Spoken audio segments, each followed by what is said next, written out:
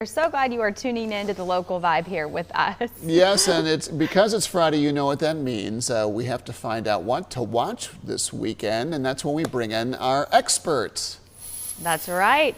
Let's say good morning to film critic Dale Pollack, friend to the show. Good morning, Dale. Thank you for being here. Good morning, Audrey. Good morning, Brian. Great to see you. Good to see you too, and happy Friday to you, sir. Every Yes, day sir. is Friday for Dale. Okay, so you went to the movie theaters last night, right, Dale? You saw Deadpool and Wolverine. How was it? It was really good. I've got to admit, these are the only two Marvel characters I have any interest in whatsoever. I am not a fan of the Marvel Universe, and despite that, this film really pulled me in. It's one of the best in terms of delivering on both the special effects and the dialogue. Some of the best comedy writing of the year is in this film. Really? It is consistently funny. And that, I don't remember even a Deadpool movie being this funny before. So it kind of, in my mind, revitalizes the Marvel Universe, which has been slipping lately. Hugh Jackman and Ryan Reynolds are both terrific in this, and they have great chemistry together. In fact, they reminded me more of a married couple, like Mr. and Mrs. Smith, if you can remember that, Sure. than two superheroes. So I think this is maybe the funniest Marvel movie ever, and it does deliver on what you want. It's got a female villain played by Emma Corrin, who played Princess Di in the last season of The Crown. She's very good as the villain, but it's really about the byplay between Jackman and Reynolds, who really look like they enjoy working with each other. And that comes across on the screen, and I think this makes, for me, a surprisingly enjoyable Marvel movie. Okay. All right, Dale, I'm going to ask you a few questions about this. I have seen the first Deadpool. I haven't seen the other one since. My son, who's 14, has been dying to see all of these movies, but there's a language component. There's some inappropriate behavior in some of these movies, at least in the first one. How is that in this one? It's extremely R-rated. Okay. If you don't want your child exposed to strong language, don't go see this film. Okay. Well, there you And have of it. course, Yeah. as in all the superheroes films, there's violence. And sometimes the violence is at a pretty high level. Nobody gets hurt. There's almost no blood in the film, even though the number of stabs by the Wolverine's claws or whatever Deadpool's got going, there's a high violence quotient, but it's overlooked by the comedy. The comedy dominates over the violence, and that's what makes this a different kind of Marvel movie. They are two very funny guys, too. It'd be interesting to see my wife's take on this because she loves Ryan Reynolds and Hugh Jackman. Same. I mean, both in the same movie. Oh, yeah.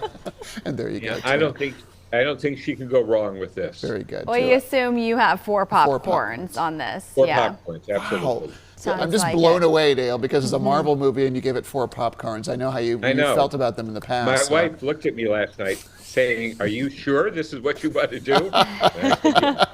That's funny. It's well documented here too.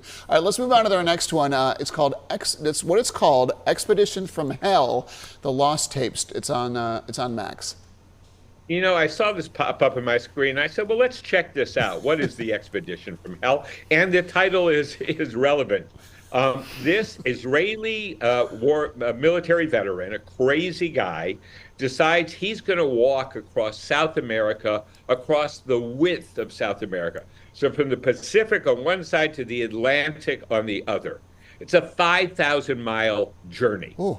And he drives everybody who's with him crazy. And that's the fun of this series. You've got a megalomaniac leading a group of explorers, scientists, botanists, but he's nuts. And he keeps taking them in the worst way possible, the hardest way possible. And then there are these lost tapes that reveal, well, I'm not going to give it away, but there's a big revelation at the end that makes you question why you even watch the series. But I'm giving it 3 popcorns because to watch this guy fulminate in the jungle and just make everyone else around him as crazy as he is fun to watch.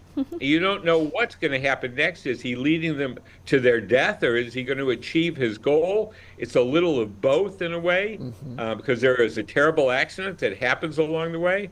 So if you're looking for an offbeat White Man in the Jungle story, this is your film, your series, and it's not too many episodes, but it does deliver on what it sets out to do. So I'm giving it 3 popcorns. 3 popcorns. 3 popcorns. Okay. I had a question about that. What was it? Oh, it's not based on anything true, Dale, is it? Oh, it's a true story. Oh, it is. It's a documentary. Oh, okay. I'm sorry. Sorry I didn't make that clear. Wow. Yeah, okay. it's a true life. Interesting. My goodness. Okay, this last one, Dale, Presumed Innocent on Apple TV Plus. I have watched this. We're watching the season finale tonight. I have watched you it too. Brian and I have not discussed this off the air. So the only reason I agreed to it is because I really like Jake Gyllenhaal as an actor. Yes. I'm a little disappointed with where it's going. Dale, will you please tell us what you think of it first before Brian tells me what he thinks? Yes. I really like this. I think it's one of the best series that's been shown this year. It really is carried by Jake Gyllenhaal, who is terrific in this and demonstrates he's one of the best young actors in America. He's maybe not so young anymore. He's playing a father of 2 kids in this. This is based, of course, on the 1987 book by Scott Turow, and it was made as a movie in 1990 with Harrison Ford in the lead role. And that was a very good film. This is stronger, both because it has more hours to develop the story. It is, 9 episodes, which is a lot these days. And it's the issue of guilt or innocence. And I just think the way it's handled in the series, it's got great supporting work from Ruth Negga, who plays Jake Gyllenhaal's wife. She was nominated for an Academy Award a few years ago for the film Loving. And it also has Bill Camp as one of the attorneys. He was great in the earlier series called The Man in Full, and he's terrific in this too. So there is superlative acting in this series, top level. And I think the storytelling is really interesting. I see where it's leading you, Audrey, but I will say it straightens itself out by the end. Okay, good. So I felt really satisfied by the end of this series. Okay. It's got a twist that you don't see coming, but I don't think the twist feels artificial. It feels organic. And so I just think this series kind of works on every level. It's engrossing, it's engaging, and you're seeing really good acting for the principals. Are you giving this 4 popcorns, Dale? I am. Wow. I am. I think it's one of the strongest series of the year. I hope you agree with me, and if not, let's have a good discussion. No, Okay. I do agree with you, Brian? Dale. We did watch Yeah? the season finale last night, too. And of course, I'm Okay. not going to spoil anything, too, but there is a plot twist. Okay. Something that I was thinking about, but never really returned to it. But, Okay. but I really think they gave it some good closure, but they left it open for the series to be extended for another season. But I agree with you, Dale. The acting was first rate. It is a very uncomfortable story Yeah, with it a is. lot of Yes. different layers to it, I think, It's too. graphic. It's a murder, right? We're Yes. thinking, Yes. is it the lover who killed this woman who Right. we worked with? We're kind of wondering, and I thought the last 2 episodes, I'm like, nothing happened. I'm waiting for something Oh, to they're happen. setting it up, yeah. Okay. But It's coming. It's Okay. good. I totally when agree with when the 4 popcorn rating. Yeah. When a series is 9 episodes, you have to learn to be a little more patient with it, right? Because they're going to hold out as long as they can for the big revelation. That's true. So there are usually a couple of episodes, like 5 and 6 or 6 and Yeah. 7, where they seem to be treading water, waiting to get to the big ending. And I could see how there are moments like that in this series. It's why I prefer fewer episodes rather than more episodes. 9 episodes, this really stretches you out a long time. To me, a 6-episode series, and now we're seeing a lot of 3 and 4 episode series, because audiences don't necessarily want to go through a 9-episode slog. Yeah, it is long. Well, I'm excited to finish it know. tonight. It Dale, is too. thank you for all of these ratings and your insight as always. And for everyone at home, here they are on the screen for you one more time. Deadpool and Wolverine now playing in theaters.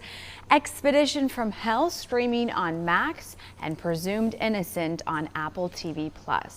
If you've enjoyed Dale's recommendations, you can find them again in 2 ways. Check out the WXII YouTube playlist, Movies in Review, or head to DaleMPollock.com.